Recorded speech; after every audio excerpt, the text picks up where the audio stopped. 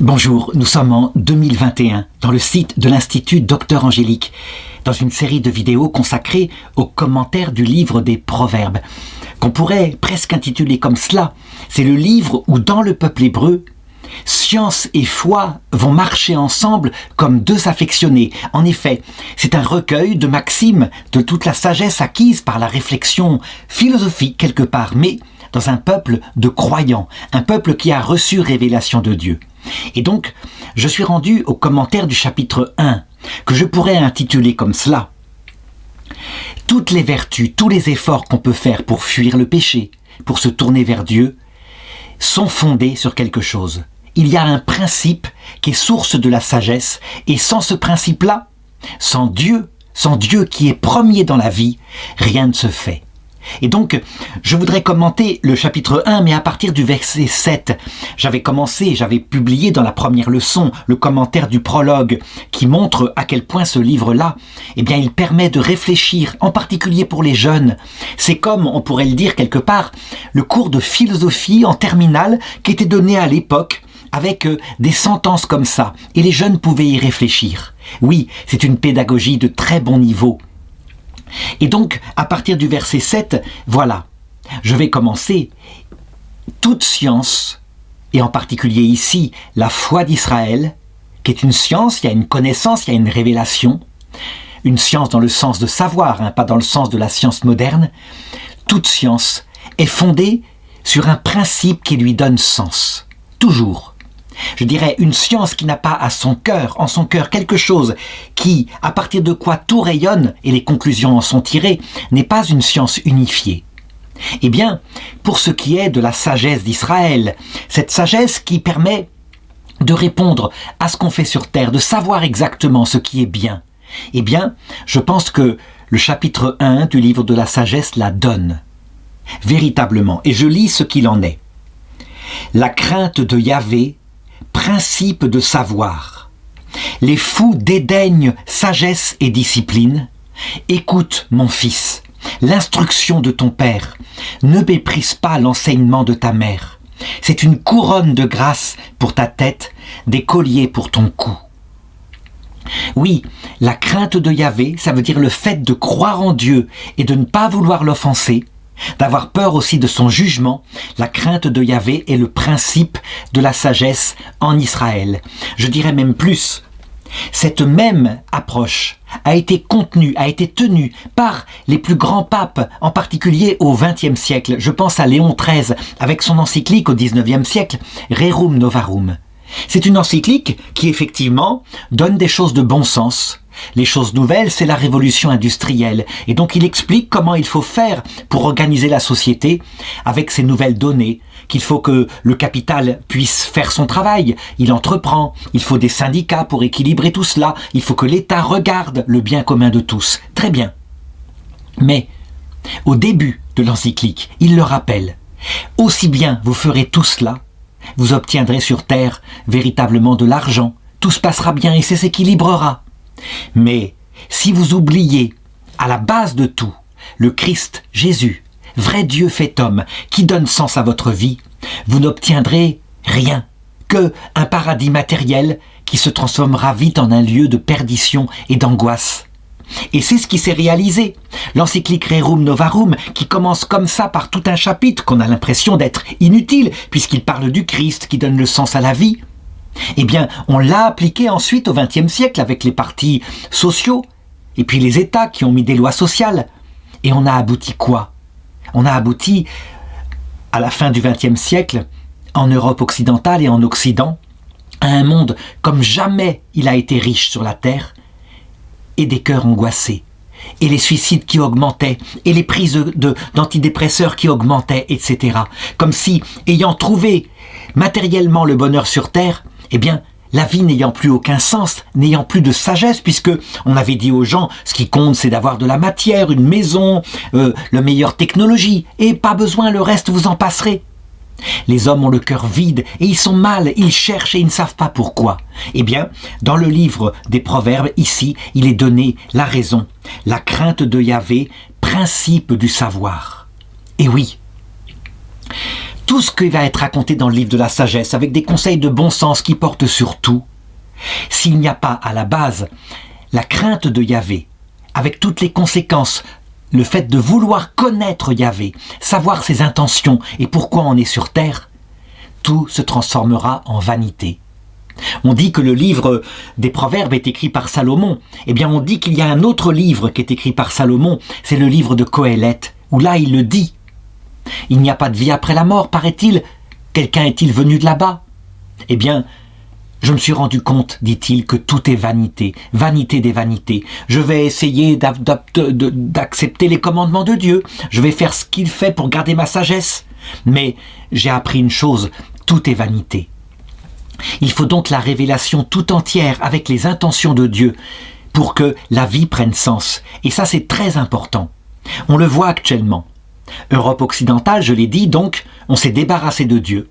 On crée un monde comme s'il n'existait pas, avec, c'est ce que disent les francs-maçons, des valeurs humaines comme les droits de l'homme.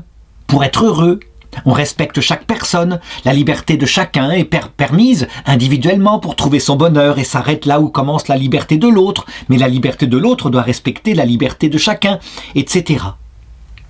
Eh bien, au bout d'un certain temps, cette espèce de sagesse qu'on appelle humaniste finit par détruire l'homme lui-même, par ne plus croire en l'homme.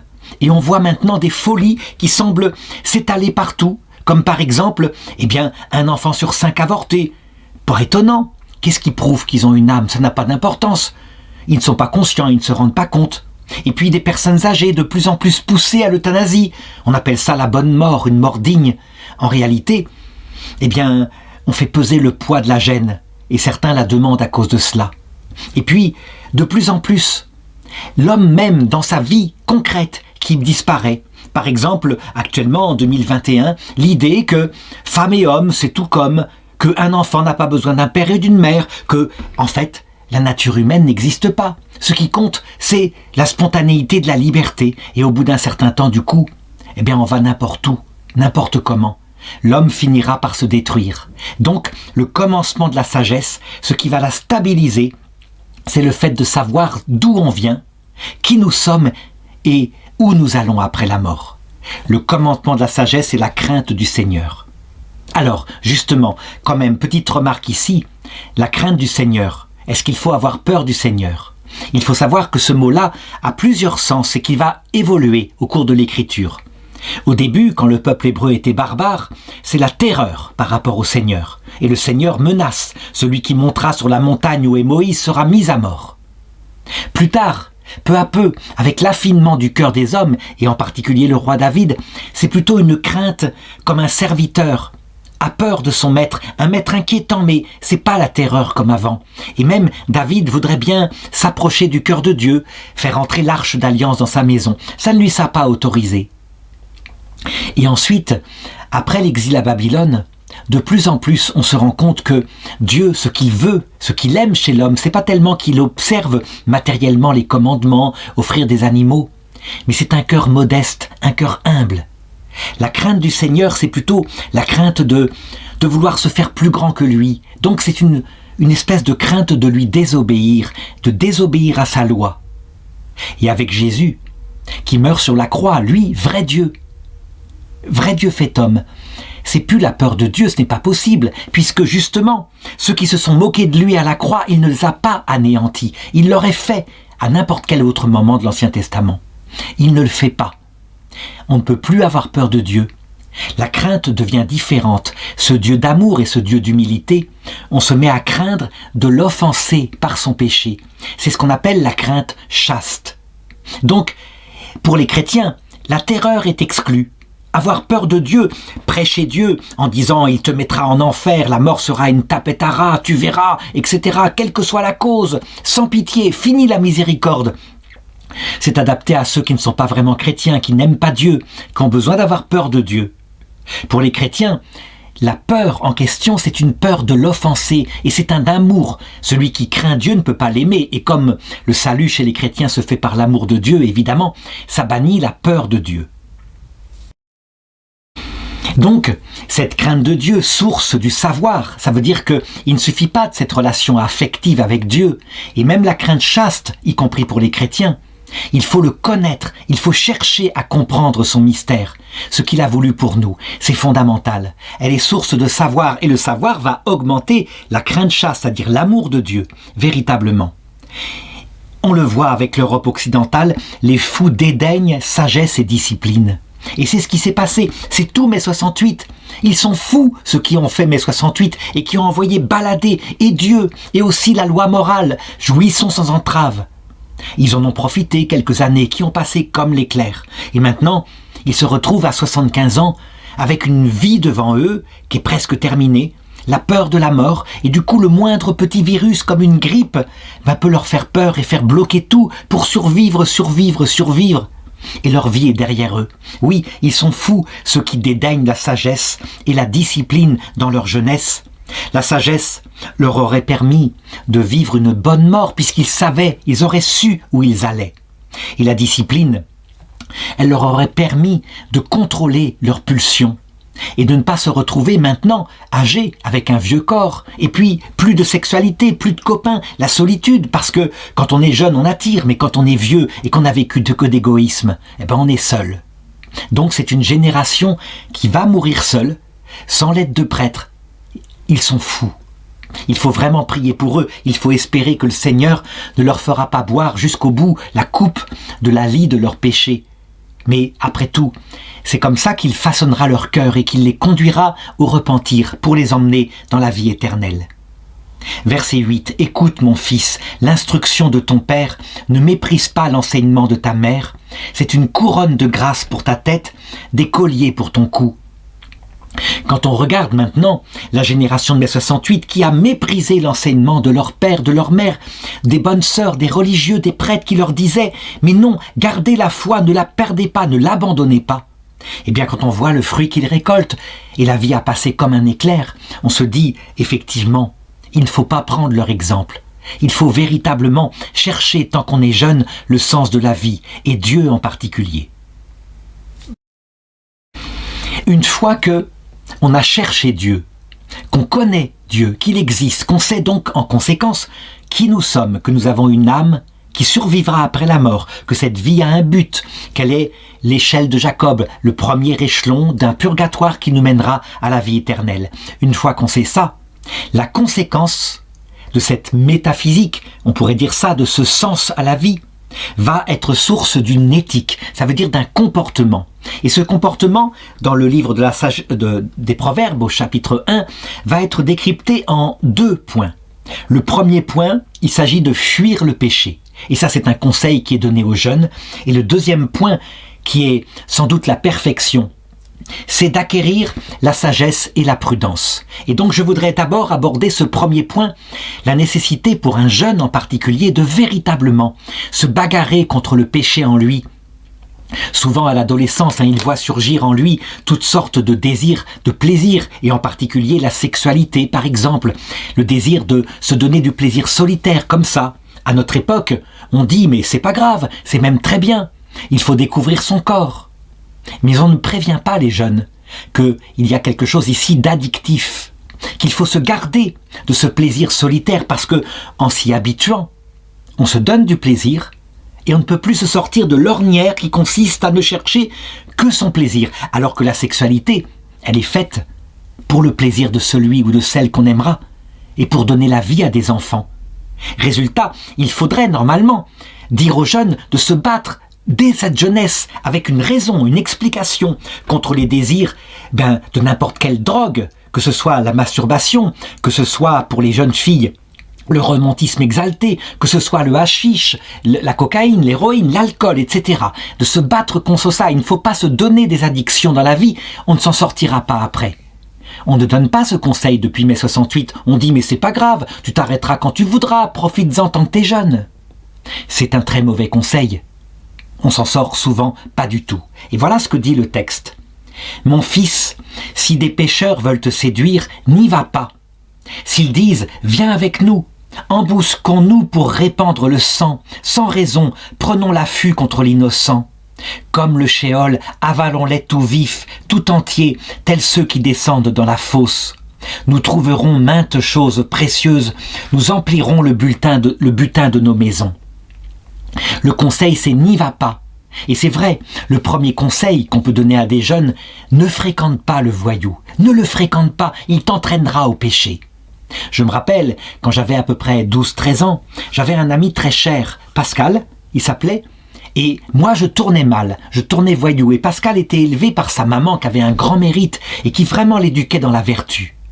Et un jour sa maman lui dit « Ne le fréquente plus, il va t'entraîner au mal. Manifestement, il tombe dans des choses qui t'entraîneront. » Et à partir d'un moment, il m'a dit « Oui, je ne veux plus te fréquenter. » Et il s'est tenu à cela, il ne m'a plus fréquenté. Ça m'a beaucoup humilié, mais ça m'a fait beaucoup réfléchir. Il avait raison, sa maman avait parfaitement raison. Je l'aurais entraîné, manifestement, et puis le Seigneur est venu me chercher un peu plus tard. Mais vraiment, il peut y avoir une séduction des mauvaises fréquentations. Donc on doit être capable, quand on est jeune, de choisir un groupe qui est sain. Si un groupe sain, S-A-I-N, entraîne vers des choses bonnes, on ira avec lui. D'où l'intérêt d'ailleurs du scoutisme, qui est une organisation par Baden-Powell chez des jeunes, de quelqu'un qui normalement est un jeune plus mûr, plus vertueux, qui entraîne les petits à son exemple. À l'inverse, les mauvaises fréquentations peuvent donc emmener à ça, à des crimes. Et les parents, dans les banlieues françaises en particulier ou belges, sont catastrophés. Leurs enfants sont souvent livrés parce que ce sont des mamans célibataires. Et ils sont entraînés par des bandes qui les entraînent à faire de la délinquance, du vol, la vie facile, la vente de drogue, etc. C'est un véritable dilemme. Il faut se dire d'ailleurs, pour ceux qui rêvent de venir en Europe occidentale, qui viennent des pays africains, si on veut perdre ses enfants, il n'y a qu'à venir. C'est évident. Sauf si on est un père et une mère solides, capables de tenir ses enfants, et j'en ai vu qui ont héroïquement comme ça eu des enfants qui n'ont pas fréquenté les voyous. Mais la plupart du temps, c'est pas ce qui se passe. Et là, peut-être qu'on aura de l'argent en Europe et une vie facile, mais si on perd ses enfants, à quoi ça sert tout ça? À rien. Et donc le verset 15 donne le conseil véritablement important qu'il faut donner à ses enfants. « Mon fils, ne les suis pas dans leur voie, éloigne tes pas de leurs sentiers, car leurs pieds courent au mal et ils ont hâte de répandre le sang. Car c'est en vain qu'on étend le filet sous les yeux de tout volatile. C'est pour répandre leur propre sang qu'ils s'embusquent, contre eux-mêmes ils sont à l'affût. Tels sont les sentiers de tout homme avide de rapine, elle ôte la vie à ceux qu'elle habite. » Savoir, pouvoir dire à ses enfants, si tu suis ces voyous, si tu le fais dans mon dos, tu tendras un filet contre toi-même. Tu croiras que tu voles en vendant de la drogue, en faisant n'importe quoi comme cela, ou alors même en allant faire des cambriolages. En réalité, tôt ou tard, la mort te rattrapera. Parce que ta voie que tu prends, c'est une voie avec des voyous. Et les voyous, il ne faut pas croire, ils ne pensent qu'à s'enrichir. Et donc l'amitié ne compte pas. Donc, ne va pas sur leur chemin. Suis des hommes qui ont le cœur droit, des hommes qui sont honnêtes, qui ne volent pas à ce qui ne leur appartient pas, etc. Voilà donc la première leçon éthique issue d'un cœur qui met Dieu dans son cœur, qui a la crainte de Dieu. Il va être enthousiasmé en se disant « Oui, cette vie a un sens. Elle n'est pas faite seulement pour maintenant. Et j'aurai la récompense de mes actes ou la punition dans l'autre monde. Il y aura un jugement juste. Je crains Dieu. Je crains Dieu et sa justice. C'est vrai, mais pour un chrétien, je crains Dieu et sa miséricorde, et le fait que moi-même je pourrais mépriser Dieu et me mettre en enfer en suivant mon égoïsme de l'autre côté. Et à cause de cela, parce que cette vie a un sens, je ne suivrai pas le chemin du méchant, je n'irai pas chez les mauvaises fréquentations. Et ça compte non seulement, comme ici, pour le vol et l'assassinat, mais ça compte aussi pour le plaisir indu. Je l'ai dit, les drogues, la luxure, etc. Et puis, une troisième chose dont il faut se méfier, et il ne faut pas suivre les tentateurs, c'est la vanité. Le fait de suivre, je ne sais pas tel groupe de télé-réalité, on essaye de briller à la télévision en se montrant aux autres pour obtenir un moment de gloire, de la gloire vaine, puisqu'on dépend complètement du regard passager des autres, qui va vite nous oublier. Puisque, évidemment, la notoriété, elle est comme une fumée, elle s'en va dès qu'on passe à autre chose. Ces trois finalités-là, plaisir égoïste, gloire égoïste, argent égoïste, ces trois finalités-là, eh bien, elles entraînent à la mort. Et donc, parce que Dieu existe, on doit mettre ces trois choses-là, plaisir, argent et gloire, à leur juste niveau. On en a besoin, c'est nécessaire, mais comme un moyen. Et il ne faut pas l'accumuler trop, il ne faut pas devenir esclave de ça. On le dit, l'argent est un très bon serviteur, mais c'est un très mauvais maître. Ensuite, à partir du verset 20, je dirais que le livre donne maintenant, d'un point de vue pratique, eh bien, la finalité de tout cela. Fuir le péché, c'est évidemment insuffisant, mais c'est un commencement. Ce sont les commandements négatifs, tu ne tueras pas, tu ne voleras pas, etc. Mais évidemment, c'est pour quelque chose de positif. Acquérir la sagesse et la prudence. Voilà comment je dirais, à partir du verset 20 jusqu'au verset 23, je vais d'abord les lire. La sagesse crie par les rues. Sur les places, elle élève la voix. À l'angle des carrefours, elle appelle. Près des portes, dans la ville, elle prononce son discours. Jusqu'à quand, ô niais, aimerez-vous la niaiserie? Et les railleurs se plairont-ils dans la raillerie? Et les sots haïront-ils le savoir? Convertissez-vous à mon exhortation. Pour vous, je vais épancher mon cœur et vous faire connaître mes paroles. La sagesse, c'est un appel très curieux dans notre cœur. Il y a, si on pouvait considérer la nature humaine, il y a, comme en nous, je dirais deux parties. Il y a notre partie spirituelle, qui est propre à l'homme et qui nous attire vers le bien. Notre intelligence nous dit, parce qu'elle est ordonnée vers cela, qu'il faut être honnête, qu'il faut chercher Dieu parce que la vie, le sens de la vie est important, qu'il faut respecter le prochain parce qu'une personne humaine, c'est sacré. Et puis, il y a la partie charnelle qui est en nous, qui, elle, eh bien, a des sentiments animaux, mais qui se bagarre contre notre partie spirituelle en voulant lui faire chercher un bien que la partie spirituelle voudrait mettre comme un moyen. Je l'ai dit, donc, ce désir excessif par rapport au plaisir égoïste, à l'argent égoïste et à la gloire égoïste. Tout le problème, c'est que la partie corporelle, surtout quand on est jeune, donc ce qu'on appelle dans l'évangile notre chair, a une voix très forte, beaucoup plus forte que la partie spirituelle. Ça veut dire que ça crie vraiment, ça nous appelle pour nous amuser, pour profiter de la vie, etc. Quand il n'y a pas la crainte de Dieu, alors on laisse cette partie charnelle prendre le dessus très souvent. Et donc, eh bien on le voit, avec mai 68 justement, on s'est passé de Dieu, et donc on s'est vautré dans le plaisir, puis dans la recherche de la gloire, puis la recherche de l'argent. Avec les fruits amers que je raconterai tout à l'heure à partir du verset 24. Au contraire, la partie spirituelle en nous, elle est comme un gémissement silencieux. Elle dit, ne fais pas cela, va vers le bien, cherche le bien. Mais elle le dit très doucement. Elle appelle au carrefour. Ça veut dire quand des événements de notre vie se préparent. Je voudrais donner un exemple qui est tout à fait significatif. Je me rappelle d'une jeune femme qui, rendue au bout de 2-3 ans de mariage, eh bien, comme c'est le cas souvent, était entrée en pleine nuit des sensations. C'est-à-dire qu'elle n'aimait plus sentimentalement son mari. Elle n'éprouvait plus rien pour lui. Et donc lui qui était adorable, gentil, qui n'avait pas changé son comportement, eh bien il ne comprenait pas à quel point elle allait mal, et même elle lui retournait des reproches. Elle était face en fait à une tentation double.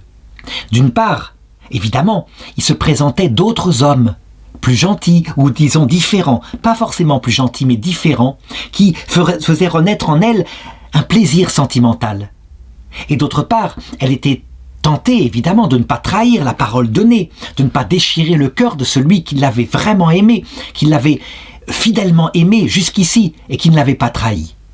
Il y avait donc un combat spirituel en elle, on peut le dire. Eh bien, la voix de la chair, donc du plaisir sentimental, était là, extrêmement forte, au point de se dire d'ailleurs, quand elle se présenta à un autre homme, que c'était l'amour, qu'elle l'aimait tout simplement.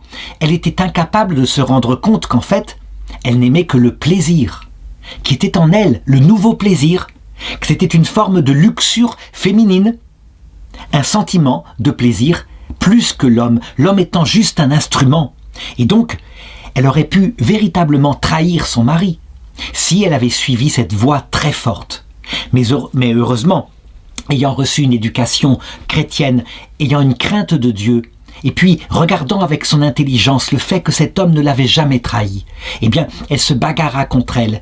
Et elle reçut à ce moment-là, évidemment, des conseils, en particulier de moi qui lui expliqua, et ce fut vraiment une délivrance pour elle, que cette épreuve-là était courante, qu'elle était normale, que c'était la nuit des sens, que presque toutes les femmes la connaissaient au bout de 3 à 5 ans de mariage, et qu'il fallait la passer, que le plaisir sentimental ne serait jamais comme au début, mais que ce n'était pas grave.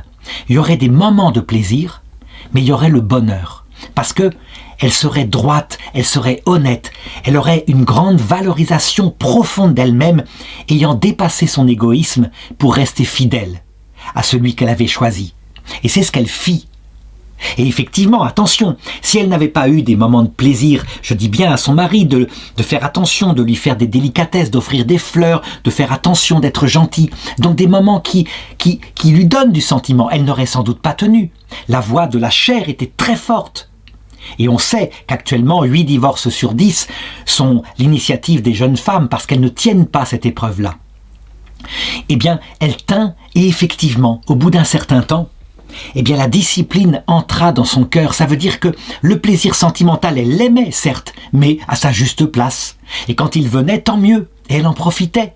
Mais le bonheur d'être avec celui qu'elle aimait, d'avoir des enfants ensemble, de vieillir ensemble était là. Ça, c'est la partie spirituelle, et c'est ce que crie la sagesse par les rues, sur les places, mais un tout petit cri, un cri très fragile, qui est en fait le cri de la syndérèse. La syndérèse, c'est un adjectif grec qui est très compliqué, enfin un nom grec, S-Y-N-D-E-R-E-S-E,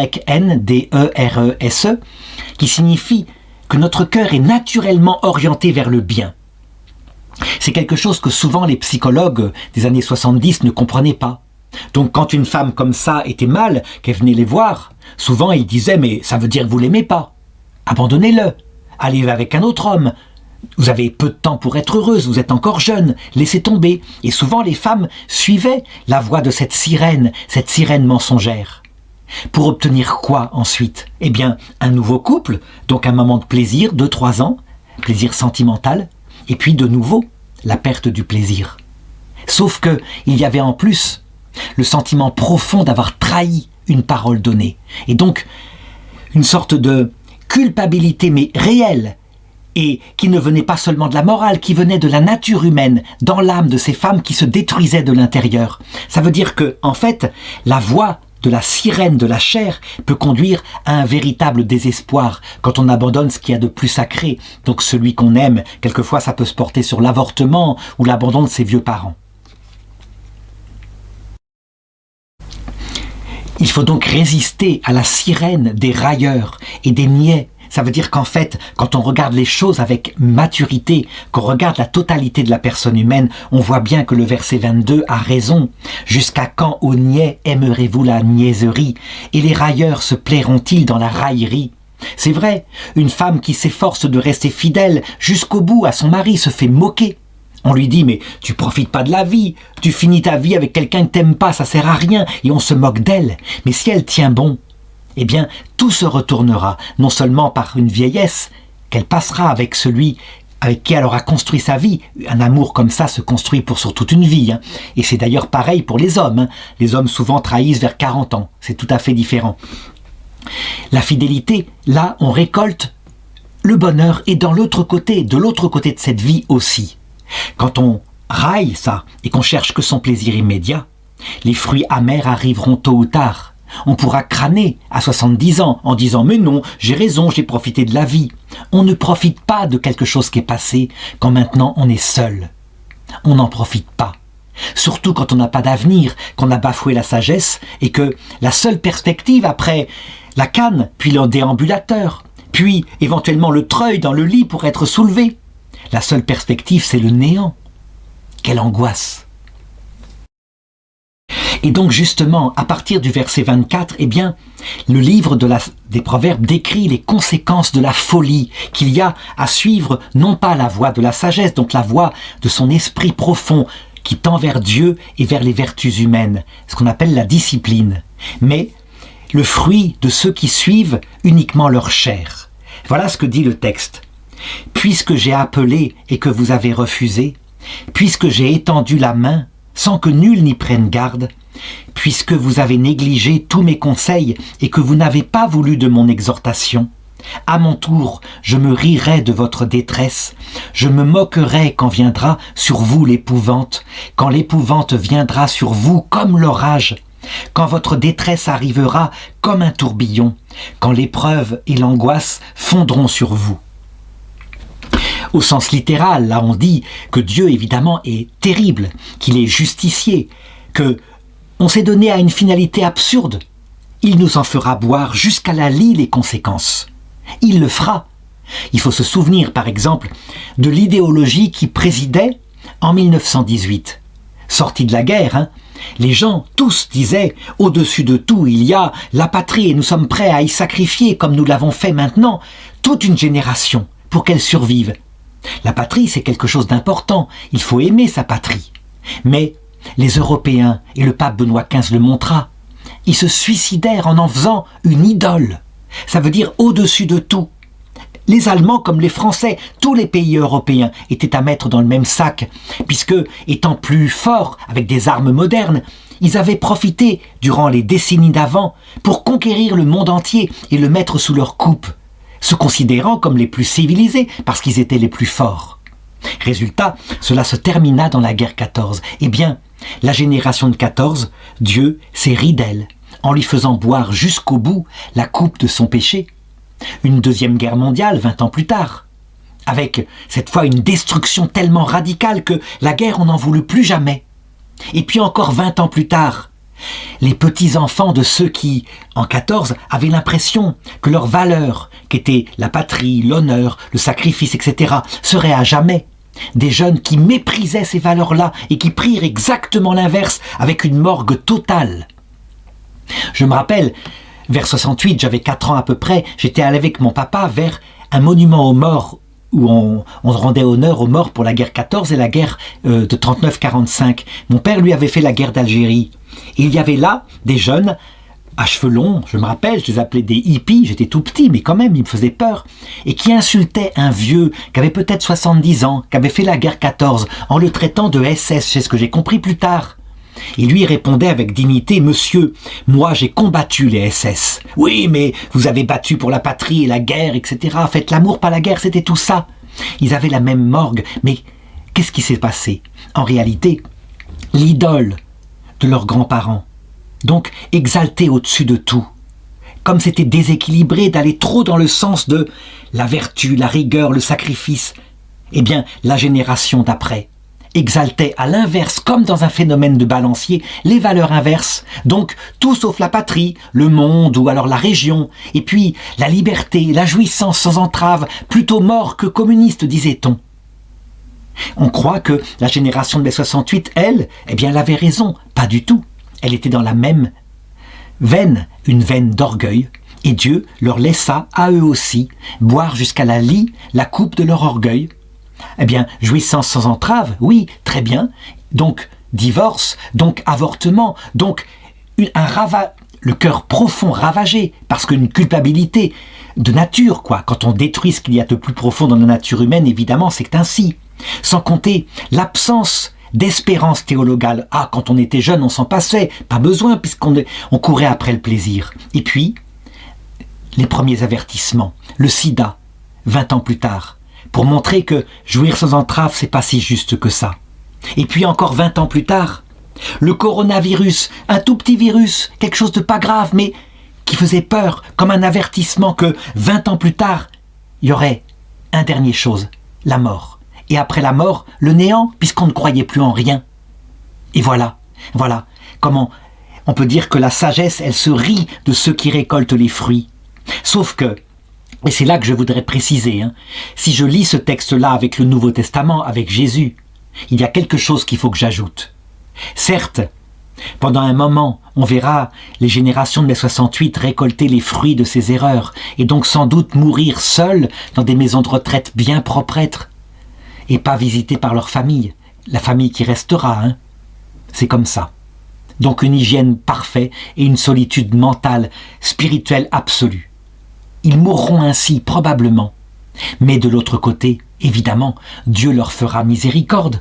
Ce n'est pas pour les perdre que Dieu permet cela. C'est parce que, ayant compris dans leur vieillesse l'erreur de leur jeunesse, alors il pourra les accueillir et eux se repentiront, comme se sont repentis ceux qui avaient mis au-dessus comme idole la patrie dans les années 1914. Non, les choses ont une réalité. Le plaisir est important, la patrie est importante, l'argent est important, mais comme des moyens. La seule chose qui ne passera jamais, c'est Dieu et c'est le prochain, aimé dans un amour de charité. Ça ne passera jamais.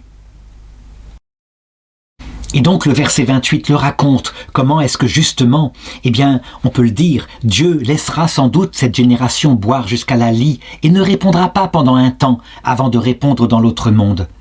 Alors ils m'appelleront, mais je ne répondrai pas. Ils me chercheront et ils ne trouveront pas. Ils ont détesté le savoir, ils n'ont pas choisi la crainte de Yahvé. Ils n'ont pas voulu de mon conseil, ils ont méprisé toutes mes exhortations. Alors ils mangeront donc le fruit de leurs errements, ils se rassasieront de leurs propres conseils, car l'égarement des niais les tue. L'insouciance des sots les mène à leur perte, mais qui m'écoute demeure en sécurité, il sera tranquille sans craindre le malheur. Là, effectivement, je dis à cette époque-là, pour des peuples qui n'étaient pas affinés, on le voit, c'est quelque chose qui est sans remède. Tu n'as pas été sage dans ta jeunesse, tu vas périr misérablement, dans l'angoisse, sans finalité, sans espérance théologale, et point. Et puis, par contre, celui qui a été fidèle, qui a cherché Dieu, lui, il aura une vieillesse heureuse, et puis il périra dans la paix avant de recevoir dans l'autre monde la récompense. Nous savons maintenant avec Jésus-Christ que Jésus-Christ n'agit pas comme cela, que tous ses enfants sans exception, y compris ceux qui font n'importe quoi, comme l'enfant prodigue, qui pille l'héritage de son père et qui le dépense n'importe comment avant de se retrouver à manger la nourriture des cochons, il le rattrapera. Il le rattrapera dès que, ayant souffert, et simplement par égoïsme, parce qu'il se dit « je crève de faim, je reviendrai vers mon père », s'il revient même pour ce motif-là, qui n'est pas un motif d'amour, il l'accueillera. Nous avons un père comme cela. C'est quelque chose de fondamental à comprendre. Je sais que certains théologiens disent « mais non, ça ne se passe que jusqu'à l'instant de l'arrêt du cœur. Après, non, c'est trop tard. Là, il n'y aura pas de miséricorde. » Les grands saints au XXe siècle, parce qu'ils s'adressent maintenant à des cœurs plus fragiles, qui ont besoin de comprendre l'amour de Dieu, montrent que cette miséricorde, elle sera pour toujours, dans le passage de la mort, jusqu'au retour du Christ. Il y aura même miséricorde en enfer, mais jamais ceux qui sont en enfer des damnés ne se repentiront. Donc jamais ils ne tiendront compte de cette miséricorde. Mais si jamais, disait saint Martin, quelqu'un de l'enfer se repentait un jour, alors il serait sauvé. Dieu ne résiste jamais au repentir. Donc attention qu'on ne me fasse pas dire que des gens se repentent en enfer. Il faut comprendre le péché contre l'Esprit Saint. Là, ce sont des gens déterminés qui résistent à tout. Ils ne se repentent jamais. Mais avant, dans tous les purgatoires d'avant, il peut y avoir repentir et la mort n'est pas un coup près. Sauf que si on a évidemment vécu comme ça n'importe comment, le passage de la mort se transforme souvent en un shéol, c'est-à-dire un lieu d'errance pendant quelque temps où Dieu va essayer de nous faire mourir à nous-mêmes, comme il le fit pour le peuple hébreu pendant les 40 ans dans le désert. Mais ce n'est pas pour toujours. Cet Hadès qui est décrit, où il y a l'homme riche dans la parabole de Lazare, c'est véritablement un lieu de souffrance. On est là, malheureux, et on finit par comprendre les conséquences de ses actes. Évidemment, il ne faut pas souhaiter pour une âme quelconque qu'elle passe par le shéol. Voilà pourquoi il faut prêcher l'évangile, pour éviter ces souffrances inutiles. Il faut normalement que quelqu'un qui sort de cette vie, le sache. Même s'il a eu une vie décousue, qu'il n'a pas cherché la sagesse dans sa jeunesse. Si maintenant il veut bien la chercher, il la trouvera, il pourra se repentir. Et alors, il évitera le purgatoire. Il aura une mort paisible parce qu'il saura qu'il va être accueilli de l'autre côté par merveilleux, par le Christ, accompagné des saints, des anges, de sa grand-mère, de son grand-père, de ceux qu'il a aimés, qui seront là. Et s'il arrive à genoux, en reconnaissant les torts de sa jeunesse, sans rien cacher, donc avec un cœur qui se confesse, il n'aura peut-être même pas d'autre purgatoire à faire. Le purgatoire, qui est après le jugement individuel, il concerne des âmes qui sont fières, qui sont encore pleines d'illusions sur elles et qui donc veulent qui estiment qu'elles pourront payer quelque chose pour rembourser leur dette de peine. C'est un acte d'amour. Dieu les bénit, ces âmes du purgatoire, après le jugement individuel. Mais si on peut s'en passer, c'est mieux. Et donc, pour cela, c'est simple. Il faut arriver, même si on a commis tous ces péchés que j'ai décrits, il faut arriver repentant, en toute vérité. Il faut repasser le film de sa vie.